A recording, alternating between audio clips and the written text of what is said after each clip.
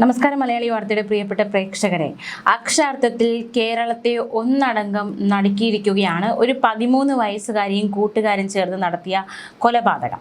ഇതുമായി ബന്ധപ്പെട്ടുള്ള നിർണായക വിവരങ്ങളാണ് പുറത്തുവരുന്നത്. ഗൃഹനാഥനെ കൊലപ്പെടുത്തി ഓർണമെന്റ്സ് കവർന്ന സംഭവവുമായി ബന്ധപ്പെട്ട് ഈ 13 വയസ്സുകാരി നയിച്ചത് പ്രശ്നങ്ങൾ നിറഞ്ഞിരുന്ന ഒരു ജീവിതമാണ് എന്ന തരത്തിലുള്ള റിപ്പോർട്ടുകൾ പുറത്തു വരുന്നുണ്ട്. കുടുംബാന്തരീക്ഷമായാലും അത്തരത്തിൽ പ്രശ്നങ്ങൾ നിറഞ്ഞതായിരുന്നു ഈ 13 വയസ്സുകാരി 13 വർഷം ജീവിച്ചത്. അമ്മയുടെ ജോലി വിദേശത്താണ്. അതുകൊണ്ട് തന്നെ അമ്മയുടെ സ്നേഹം പലപ്പോഴും കുട്ടിക്ക് കിട്ടിയിരുന്നില്ല. പ്രത്യേകിച്ച് പ്രേക്ഷകരുടെ ശ്രദ്ധയ്ക്ക് ഈ കാര്യങ്ങൾ പറയുന്നത് 13-കാരിയെ ന്യായീകരിക്കാനോ 13-കാരിക്ക് അനുകൂലമായി അല്ലെങ്കിൽ 13-കാരിയെ മഹത്വൽക്കരിച്ചുകൊണ്ടോ സംസാരിക്കുന്നതല്ല, പക്ഷേ അന്തരീക്ഷം അത് മാത്രമാണ് പറഞ്ഞു വയ്ക്കുന്നത്. അപ്പോൾ പ്രിയപ്പെട്ട പ്രേക്ഷകർ തെറ്റിദ്ധരിക്കരുത്. ഇത്തരത്തിലൊരു സോഫ്റ്റ് സൈഡ് പറഞ്ഞ് ആ പെൺകുട്ടിയെ ന്യായീകരിക്കരുതെന്ന തരത്തിലൊരു തെറ്റിദ്ധാരണ പ്രേക്ഷകർക്കിടയിൽ വരരുത്. എന്തായാലും അമ്മയുടെ അസാന്നിധ്യം ഉണ്ടായിരുന്നു കുട്ടി വളർന്നു വരുന്ന സാഹചര്യത്തിൽ. ബന്ധുഗൃഹങ്ങളിൽ മാറി മാറിയാണ് 13-കാരി താമസിച്ചത്. പലതവണ വീട്ടിൽ നിന്ന് ഒളിച്ചോട്ടം, മോശം കൂട്ടുകെട്ടുകൾ, ഉറ്റ ബന്ധുവിൽ നിന്ന് മോശം പെരുമാറ്റം അടക്കം 13 വയസ്സുകാരി കടന്നുപോയത് സംഘർഷഭരിതമായ ജീവിതമാണ്. ഈ 13 വയസ്സുകാരി കടന്നു വന്ന ഈ സാഹചര്യങ്ങളെല്ലാം ഈ പ്രായത്തിന് ഒട്ടുമേ ചേരാത്ത ക്രൂരമായ കൊലപാതക ആസൂത്രണത്തിലേക്ക് ഈ പെൺകുട്ടിയെ നയിച്ചതിൽ നിർണായക ഘടകമായിട്ടുണ്ട് എന്ന നിഗമനത്തിലാണ് അന്വേഷണ സംഘം നിലവിൽ നിൽക്കുന്നത്. സ്വർണം കവർന്നാൽ മാത്രം പോരാ, കൊലപ്പെടുത്തണമെന്ന കർശന നിർദ്ദേശം കൂടി ഉണ്ടായിരുന്നു. കൊലപാതകം വീഡിയോ കോളിൽ തത്സമയം കണ്ട് അത് ഉറപ്പുവരുത്തുകയും ചെയ്തു. സംഭവത്തിന്റെ മുഖ്യ ആസൂത്രക ഈ പെൺകുട്ടി തന്നെയായിരുന്നു എന്നാണ് അന്വേഷണത്തിൽ നിന്ന് മനസ്സിലാക്കാൻ സാധിക്കുന്നത്. അമ്മയുടെ ആദ്യ വിവാഹം, ആ വിവാഹത്തിലാണ് ഈ 13-കാരി പിറന്നത്. അവൾ പിറന്ന് അധികം കഴിയും മുൻപേ വിവാഹബന്ധം വേർപെട്ടു.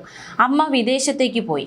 പരവൂരിൽ പ്രൈമറി വിദ്യാഭ്യാസത്തിന് ശേഷം ആലപ്പുഴയിലെ ചിൽഡ്രൻസ് ഹോമിലാണ് കുട്ടി പിന്നീട് വളർന്നതും പഠിച്ചതുമൊക്കെ. 6ാം ക്ലാസ്സിൽ പരവൂരിലെ സ്കൂളിലും 7ാം ക്ലാസ്സിൽ നെടുങ്ങോലത്തെ സ്കൂളിലുമാണ് 13-കാരി പഠിച്ചത്. വീട്ടിൽ നിന്ന് അക്രമം നേരിടുന്നതായി ഒട്ടേറെ തവണ സ്കൂളിൽ കുട്ടി പറഞ്ഞിരുന്നു എന്നതടക്കമുള്ള നിർണായക വിവരങ്ങൾ പുറത്തു വരുന്നുണ്ട്. ഷെൽട്ടർ ഹോമിലേക്ക് പോകാൻ താല്പര്യമില്ലാത്തതിനാൽ റിപ്പോർട്ട് ചെയ്യരുതെന്നും അപേക്ഷിച്ചിരുന്നു എന്നതടക്കമുള്ള നിർണായക വിവരങ്ങൾ പുറത്തു വരുന്നുണ്ട്. വിദേശത്ത് പരിചയപ്പെട്ട ആലപ്പുഴ സ്വദേശിയുമായി 2 വർഷം മുമ്പ് അമ്മ പുനർവിവാഹം കഴിച്ചു. ഇതോടെ അമ്മ പൂർണ്ണമായും അകന്നു. ഇത്തരത്തിലൊരു തോന്നൽ കുട്ടിയിൽ ഉടലെടുക്കുകയും അത്തരത്തിൽ ആശങ്കയുണ്ടായിരുന്നു എന്നതടക്കമുള്ള കാര്യങ്ങൾ പോലീസിനോട് കുട്ടി മൊഴിയായി നൽകി എന്നതടക്കമുള്ള വിവരങ്ങളും പുറത്തു വരികയാണ്. മുൻപ് ഒന്നിലേറെ തവണ വീട്ടിൽ നിന്ന് ഇറങ്ങിപ്പോയിട്ടുള്ള കുട്ടിയാണ്. പോലീസിന്റെ സഹായത്തോടെ പെൺകുട്ടിയെ കണ്ടെത്തി തിരിച്ച് വീട്ടിലേൽപ്പിക്കുന്നു. വീട്ടിൽ നിന്ന് ഭക്ഷണം കിട്ടില്ലെന്ന് പറഞ്ഞ് കുട്ടി പ്രതികളായ കൗമാരക്കാരുടെ വീട്ടിൽ നിൽക്കുന്നു. പൊതുപ്രവർത്തകർ ഇടപെട്ട് തിരികെ വീണ്ടും വീട്ടിലെത്തിക്കുന്നു. ഇങ്ങനെ ഒരുപാട് സംഭവങ്ങൾ ഉണ്ടായിട്ടുണ്ട്. അപ്പോൾ ഒരു 13 വയസ്സുകാരി കടന്നുപോയ അനുഭവങ്ങൾ, നമ്മളിപ്പോൾ ഒരു കൊലപാതകി എന്ന രീതിയിൽ ആ പെൺകുട്ടി നമുക്ക് മുന്നിൽ നിൽപ്പുണ്ട് എങ്കിൽ പോലും എങ്ങനെ ആ കുട്ടി അതിലേക്ക് എത്തി, പലപ്പോഴും തമാശയ്ക്ക് പോലും പറയുന്ന ഒരു വാചകമാണ്, ആരും കുറ്റവാളിയായിട്ട് ജനിക്കുന്നില്ല, ഈ സമൂഹമാണ് അവരെ കുറ്റവാളിയാക്കുന്നത് എന്നത്. ഒരു 13-കാരി കൊലപാതകി ആയിട്ടുണ്ട് എങ്കിൽ തീർത്തും നമുക്ക് അതിൻ്റെ ബാക്ക്ഗ്രൗണ്ട് കൂടി നോക്കേണ്ടിയുണ്ട്. എങ്ങനെ ആ കുട്ടി കൊലപാതകിയായി, ഈ ഒരു ക്രൂരകൃത്യത്തിലേക്ക് എങ്ങനെ നയിക്കപ്പെട്ടു എന്നൊരു ചോദ്യവും കൂടി അതിന് പിന്നിൽ നമുക്ക് ഒട്ടും അവഗണിക്കാൻ പാടില്ലാത്തൊരു ചോദ്യമായി തന്നെ അവശേഷിക്കുന്നുണ്ട്. ഗൃഹനാഥനെ കൊലപ്പെടുത്തി ആഭരണങ്ങൾ കവർന്ന പ്രതികൾ ആദ്യം പദ്ധതിയിട്ടത് വീടിന്റെ ഓട് നീക്കി മുകളിൽ നിന്ന് ഭാരമുള്ള കല്ല് തലയിലേക്ക് ഇട്ട് കൊലപ്പെടുത്തുക എന്നതായിരുന്നു. പക്ഷേ വീടിന്റെ മേൽക്കൂരയിൽ കയറി ഓട് നീക്കിയപ്പോഴാണ് മറ്റുണ്ടെന്ന് മനസ്സിലായത്. പിന്നീടാണ് ശുചിമുറിയിലൂടെ അകത്ത് കയറാൻ ഇവർ തീരുമാനിക്കുന്നത്. ഇപ്പോൾ 13 വയസ്സുകാരുടെ ബാക്ക്ഗ്രൗണ്ട്, അമ്മയില്ലാതെ വളർന്നു, അല്ലെങ്കിൽ അമ്മയുടെ സ്നേഹമില്ലാതെ വളർന്നു, ഒരുപാട് തവണ വീട്ടിൽ നിന്ന് ഇറങ്ങിപ്പോയിട്ടുണ്ട്, ഭക്ഷണം കിട്ടില്ല എന്ന് പരാതിപ്പെട്ടിട്ടുണ്ട്, അങ്ങനെ മോശം കൂട്ടുകെട്ടുകൾ ഉണ്ടായിട്ടുണ്ട്. സാഹചര്യങ്ങൾ വളരെ മോശമായിരുന്നു എങ്കിൽ പോലും ആസൂത്രണം ചെയ്ത് നടപ്പിലാക്കിയ കൊലപാതകം അത് വളരെ മികച്ച രീതിയിലുള്ള ആസൂത്രണം തന്നെയാണ്. അതും ഈ പ്രായത്തിൽ ഇവർ നടത്തിയിരിക്കുന്നത്. 15-ാം തീയതി രാത്രി മാവേലി എക്സ്പ്രസിൽ ഹരിപ്പാട്ടെത്തിയ പ്രതികൾ ബസ്സിൽ കരുവാറ്റയിൽ ഇറങ്ങി വീടിന്റെ മുൻവാതിൽ അകത്ത് നിന്ന് തുറന്ന് മൂന്നാമനെ അകത്ത് കയറ്റി.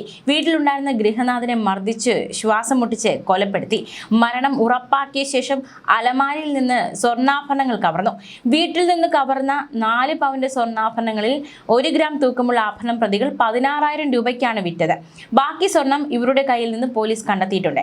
വിൽപ്പനയ്ക്ക് സഹായിച്ചയാളെ കേസിൽ ഉൾപ്പെടുത്തുമെന്ന് പോലീസ് പറഞ്ഞു. ഇയാൾക്ക് കൊലപാതകത്തിലും കവർച്ചയിലും പങ്കുള്ളതായി നിലവിൽ സൂചനയില്ല. ഓട്ടോയിലാണ് പ്രതികളടക്കമുള്ളവർ വാടക വീട്ടിലേക്ക് എത്തിയത്. വീടിന് പിന്നിലുള്ള ശുചിമുറിയിൽ എക്സ്ഹോസ്റ്റ് ഫാനിനു വേണ്ടി തുറന്നിട്ടിരുന്ന ചെറിയ ഭാഗത്തുകൂടി മേൽക്കൂരയുടെ ഷീറ്റ് ഉയർത്തി രണ്ടുപേർ അകത്ത് കയറുകയായിരുന്നു. സ്വർണം മോഷ്ടിക്കാൻ പെൺകുട്ടിയും 17-കാരനും ചേർന്ന് നേരത്തെ പദ്ധതിയിട്ടിരുന്നുവെന്നാണ് പോലീസ് കണ്ടെത്തൽ. ഫോൺ സംഭാഷണങ്ങളിൽ ഇതിന്റെ തെളിവുകളടക്കം നിർണായകമായിട്ടുണ്ട്. 14-ാം തീയതിയാണ് ബന്ധുവിന്റെ മോശം പെരുമാറ്റത്തെപ്പറ്റി കുട്ടി സുഹൃത്തിനോട് പറഞ്ഞിരിക്കുന്നത്. കൊന്നുകളയണമെന്ന നിർദ്ദേശവും നൽകി. 15-ാം തീയതി രാത്രിയാണ് കൂട്ടുകാരനും 2 സുഹൃത്തുക്കളും ചേർന്ന് കൊലപാതകവും കവർച്ചയും നടത്തിയത്. ഉറ്റ ബന്ധു വീടിനുള്ളിൽ മരിച്ചു കിടക്കുമ്പോൾ പോലും സ്കൂൾ യൂണിഫോം ധരിച്ച് ഓണപരീക്ഷ എഴുതാൻ പെൺകുട്ടി ഇറങ്ങി. അപ്പോൾ ഈ ഒരു പെരുമാറ്റമൊക്കെ പെൺകുട്ടി കുടുങ്ങുന്നതിലേക്ക് നയിക്കപ്പെട്ടു. അതായത് പോലീസിൽ വളരെയധികം സംശയമുണ്ടായി. മരിച്ചു കിടക്കുന്നത് ഉറ്റ ബന്ധുവാണ്. അപ്പോൾ യാതൊരു കൂസലുമില്ലാതെ ഓണപരീക്ഷ എഴുതാൻ പെൺകുട്ടി വീട്ടിൽ നിന്ന് ഇറങ്ങുന്നു. ഇത് വലിയൊരു സംശയം ജനിപ്പിക്കുന്നു. മാത്രമല്ല, ഈ കൊലപാതകം നടക്കുന്ന ദിവസം കുട്ടി സുഹൃത്തിന്റെ വീട്ടിലായിരുന്നു. കൊലപാതക സമയത്ത് തന്റെ സാന്നിധ്യം ഒഴിവാക്കാനുള്ള പെൺകുട്ടിയുടെ തന്ത്രമാണ് ഇതെന്ന് പോലീസിന് മനസ്സിലായി. ചോദ്യം ചെയ്തപ്പോഴും ഒന്നും അറിയില്ല എന്ന് തന്നെയായിരുന്നു പെൺകുട്ടി പ്രതികരിച്ചത്. ഒടുവിൽ ഫോൺ രേഖകൾ ഉൾപ്പെടെ തെളിവുകൾ കാണിച്ചപ്പോഴാണ് പെൺകുട്ടി കുറ്റം സമ്മതിച്ചത്. അതേസമയം ഈ കൊല്ലപ്പെട്ട ഗൃഹനാഥനും കുടുംബത്തിനും പരിസരത്തുള്ളവരുമായി കാര്യമായ അടുപ്പം ഉണ്ടായിരുന്നില്ല എന്നാണ് അയൽവാസികൾ നൽകുന്ന മൊഴി. 2 വർഷം മുൻപാണ് ഇവർ കൊല്ലത്ത് നിന്ന് കരുവാറ്റയിലെത്തി 10 സെന്റ് സ്ഥലം ഇവിടെ വാങ്ങുന്നത്. ഈ സ്ഥലമുടമയുടെ തന്നെ വീട്ടിൽ വാടകയ്ക്ക് താമസം. 10 സെന്റ് ഭൂമിയിൽ 2 പെൺമക്കൾക്കായി വീടുകൾ നിർമ്മിക്കുന്നുണ്ടായിരുന്നു. പണിക്കാർക്ക് വെള്ളം കൊടുക്കാനായി വരുമ്പോൾ മാത്രമാണ് ഈ വ്യക്തിയെ കണ്ടിരുന്നതെന്നാണ് അയൽവാസികൾ പറയുന്നത്. അതിൽ ഒരു അയൽവാസി, അവർ താമസിച്ചിരുന്ന വീട്ടിലാണ് കൊല്ലപ്പെട്ട വ്യക്തി താമസിച്ചിരുന്നത്. ഇത് പുന്നപ്ര സ്വദേശിക്ക് വിറ്റു ഈ വീട്. അദ്ദേഹമാണ് അതിൽ 10 സെന്റ് സ്ഥലം വിൽക്കുകയും വീട് വാടകയ്ക്ക് കൊടുക്കുകയും ചെയ്തത്. 2 വർഷം മുൻപ് ഭാര്യയും മകളും ഭർത്താവും കൊച്ചുമകളുമാണ് ആദ്യം വന്നത്. 6 മാസം മുൻപ് വീട് പണി തുടങ്ങിയപ്പോഴാണ് കൊല്ലപ്പെട്ട വ്യക്തി എത്തിയത്. ആർക്കും അയൽവാസികളുമായി യാതൊരു അടുപ്പവുമില്ലായിരുന്നു. തൻ്റെ വാർഡിൽ ഈ കുടുംബവുമായി മാത്രമാണ് പരിചയമില്ലാത്തതെന്ന് സ്ഥലത്തെ പഞ്ചായത്ത് അംഗവും പറയുന്നുണ്ട്. അടുപ്പമുണ്ടാക്കാനുള്ള അവസരങ്ങൾ അവർ മനഃപൂർവ്വം ഒഴിവാക്കിയെന്നും എന്തെങ്കിലും ആവശ്യത്തിന് വീട്ടിൽ ചെന്നാൽ വാതിൽ പോലും തുറന്നിരുന്നില്ല എന്നുമാണ് പറയുന്നത്. അതേസമയം ഗൃഹനാഥൻ കൊല്ലപ്പെട്ട ശേഷവും കൊച്ചുമകൾക്ക് യാതൊരു ഭാവഭേദവും ഉണ്ടായിരുന്നില്ല. അതും സമീപവാസികളടക്കം നോട്ട് ചെയ്തിരുന്നു. കൊലപാതകം നടന്നതിന്റെ പിറ്റേ ദിവസം 2 വട്ടം കൊച്ചുമകൾ വാടക വീട്ടിലെത്തി. ഈ വരവിൽ സമീപത്തെ കടയിൽ കയറി പലഹാരം വാങ്ങി. 16 രാത്രിയാണ് 2 ചെറിയ കുട്ടികൾക്കൊപ്പം പെൺകുട്ടി കടയിലെത്തിയത്. സാധാരണ കടയിലേക്ക് കയറുന്നതാണ്, പക്ഷെ അവൾ പുറത്താണ് നിന്നത്.